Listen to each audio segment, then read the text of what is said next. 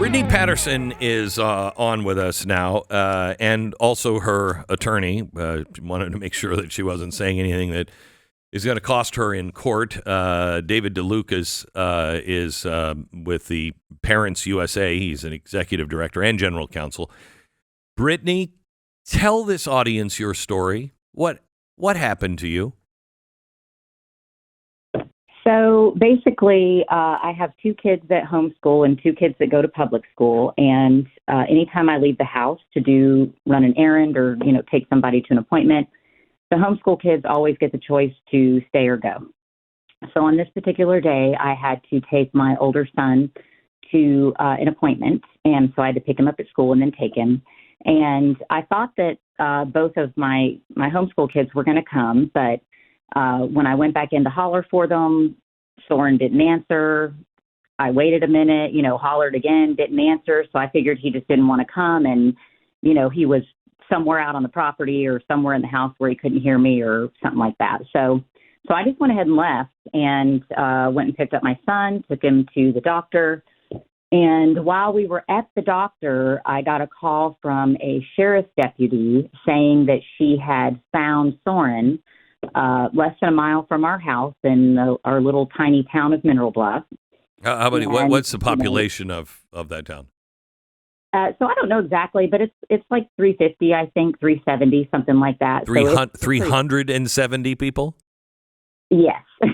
Okay. All right. So huge it's a metropolis. Four-way stop sign. That's all there is. Okay. There's not even a red light or anything. So, okay.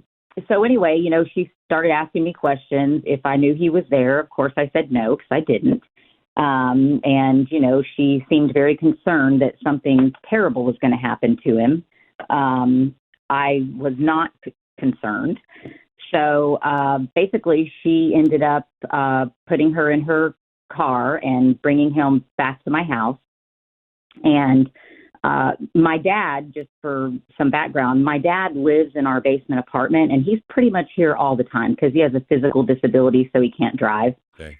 So there's basically always an adult in the house with my kids. Not that there needs to be, but there always is. Okay, and I just want to make sure your kids are 11, 12, 14, and 16, and at the time, Soren, the child that was out walking, was 10, correct? Correct. Okay. Yeah, he was a few days away from turning 11, but he was still 10. Okay. So they brought him home and dropped him back off at home with my dad downstairs, which is exactly the same way that I left him. And they left, and so he was here, without me or without the police, exactly the way I left him for about 20 minutes before I got home. And so, of course, I had a talk with him because I do tell all my kids, if you want to go somewhere, just send me a text, call me, let me know where you're going to go. So that way I just kind of can keep tabs on you. And he obviously didn't do that. So, I gave him a little talking to about that. And then we just kind of went about our day. And about 5 hours later, around 6:30, is when they showed up to arrest me. Okay, hang on. I just want to bring people up to speed here, so you know who you're listening to. She was a kindergarten teacher. She has a master's degree in education leadership and curriculum instruction, professional teaching license in Montana and Georgia. Her husband, Josh, been in education a total of 17 years at all levels. Has been the superintendent of schools for 7 years. He has a doctorate degree in educational leadership. She left education to go into real estate because the demands of the kids' competitive sports wasn't working with her teaching schedule. And that's who you're dealing with. So you're not dealing with people who just don't know what they're doing with children. They're teachers. They got a doctorate. They know so much more. These are professional people that have spent their lifetime teaching children and being around children. So when they came to your door in this town of how many people again? About 370. About 370 people. So, one of them, leaving the other 369 at home in their beds. What did they say to you? They didn't really say anything other than they asked me to step outside and put my hands behind my back. So at that point, I asked why, and the female officer said, because you're under arrest. And so again, I asked, what am I under arrest for? And for the second time, I didn't get a straight answer. She said, for the incident we spoke about earlier. So then I asked again, so what am I under arrest for?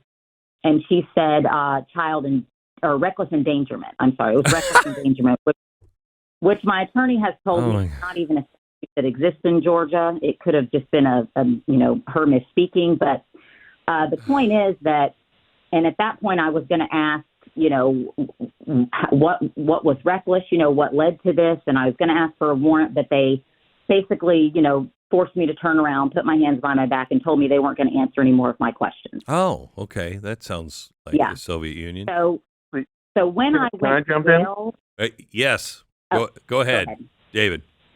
Yeah, and Britt's notes from the body cam, what we heard is Britt said, last time I checked, it wasn't illegal for a kid to walk to the store. And remarkably, the deputy immediately says, it is when they're 10. And I assure everybody, it's not illegal for a 10-year-old to be out and about walking. Not in the state of Georgia, it's not. So go ahead, Britt. But yeah, for her, it is illegal when they're 10. I grew up in a different time, so let's make no mistake. I'm 60, but I think at about 6, I went to the store for a pack of cigarettes for my dad. I mean, at 10, you could have bought a gun and bullets. But now, God forbid, in my town of 450 people, kids can drive trucks down the road because it's a farming community. Stop treating children like they're morons. Anyway, go ahead. Yeah. Well, the point I was going to make is that when I went to jail, I still didn't understand, even though I had asked multiple times. I didn't know really what I was being arrested for.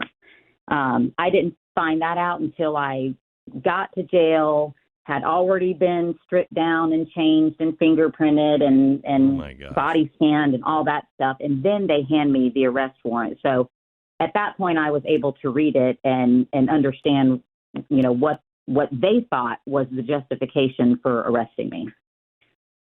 Can I just ask, what is this sheriff's name? The sheriff, not the deputy, the sheriff of your county. So the sheriff of Fannin County is Dane Kirby, and he's been the sheriff for quite some time. I don't know exactly how many years, but several terms. Probably time for him to go away. When is he up for re-election? You know? I think. Yeah. It's not necessarily matters. I mean, the people in the county can likely become informed and decide what they're going to do, but we don't take a stance about his election or his culpability. No. I'm not suggesting you do. I am. I am an advocate of sheriffs that follow the Constitution. Sheriffs are there to protect the people of their county from out of control government entities. If they become out of control, the people have the right and the duty to remove them. So if you happen to live in this county and your sheriff is Dane Kirby, I don't know what you're doing, but I'd be out. There's only 70 some doors to knock on. I'd be knocking on every single one, including his, and saying, we need to get this sheriff recalled. But anyway, I digress. Yeah, it's a bigger county than 370, but yeah, I get your point, and it's an extraordinarily valid point. Hey, let me throw this in while we're talking about following the Constitution. Really, really significant. The statute Brett was charged with violating is actually called reckless conduct. And hey, in 1997, the Georgia Supreme Court held that statute unconstitutional because it's too vague and gives law enforcement too much power. So how about that? 1997. You'd think in, what's the math here, 27 years, law enforcement in Fannin County would figure out that statute doesn't apply. What's the name of this county again in Georgia? Fannin, Fannin County. Fannin? Yes. Fannin County in Georgia. Okay. So what's next for you? Well, right now we're just kind of in limbo. There's not been any real communication from the county. There's been no offers put on the table or anything like that. So really kind of it's up to them, what happens next. They have multiple options that they could, decide on. But in the meantime, David and I have just been kind of raising awareness because before this happened to me, I was living in the dark. I had no idea that this was even possible to happen to anybody. And since I kind of went public and, I've just been getting comments. I've even gotten some cards in the mail and emails and stuff like that from people all over the country who some of them have found themselves in a similar situation, at some point. And so it kind of opened my eyes that this is something that does happen, that I think just a lot of us parents didn't realize was even a possibility of happening. And so I'm just kind of trying to bring that to light that, we do still have to, kind of fight for our parental rights and make sure that those are something that we get to hold on to. Because I found that no matter which side of the aisle people are on, whether they want to be really overprotective or whether they want to let their kids, be wild and free, both sides don't really want the government involved. They want to be able to make those decisions as parents. And so it's just been interesting to see that even though, we might have, philosophical differences on how to approach parenting, that we can still agree on that same thing. I mean, if you're sending your kid out to go to the store to pick up some extra ingredients so you can cook crack in the basement, that might be a problem. But letting your kid go for a walk to the store is absolutely normal. The country is out of control when it comes to everybody and everything is a danger. It's not.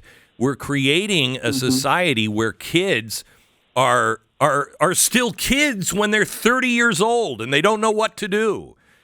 Give your kids credit. God, You're on point there. Absolutely. Let me throw a plug in for an organization called letgrow.org, and they publish statistics and advocate for parents providing more responsibility and freedom for their children because it's better for kids. And one of the things they do is dispel this notion that kids are going to be kidnapped and snatched off the side of the road, so you should never let your kid be alone. CDC says, to the extent any of us trust the CDC, but the CDC, far and away, the most danger that a child is in is when they're in an automobile. So what did this deputy do? Put them in an automobile. In a car and driving them, during which could have been in a wreck, and even maybe more dangerous, could have been one of those calls, shots fired, officer down. This deputy would have wheeled right to the scene and taken this kid right into an active shooter. Don't put kids in the back of a car because you're going to give them a ride home. Leave them alone. It's unbelievable. Thank you both. I appreciate it. The website where you can find out more, and I imagine you're looking for more people to share their stories and to get involved, is parentsusa.org. Parentsusa.org. David, Brittany, thank you very much. I really want to keep track of this. Stay in touch with our producers. We'll stay in touch with you, but I'd like to hear about the developments. Thank you. Thanks, Glenn. Thanks for having us. You bet. David and Brittany. Let me... Sheriffs, you are the last line of defense. When the FBI comes into your county, your job is not to assist the FBI. Your job is to make sure the FBI comes to you first. and says, this is the information we have on one of the citizens in your county. And then you say, I'm coming with you. You are the one to make sure the FBI is under control in your county. Your job is to protect the citizens in your county. If I'm living in a little teeny town and my kid is walking down the street, I'm sorry, but I'm not one that's still wearing a mask. I'm not mentally insane. My kid is safe. Stop the madness. This sheriff should be recalled. Dane Kirby in Fannin County in Georgia. Dane Kirby. Is it Dave or no, it's Dane Kirby. Dane, I'm sorry, but I might remember your name and might remember to remind people you should be recalled for what you've done to an average citizen that you are supposed to protect in your county.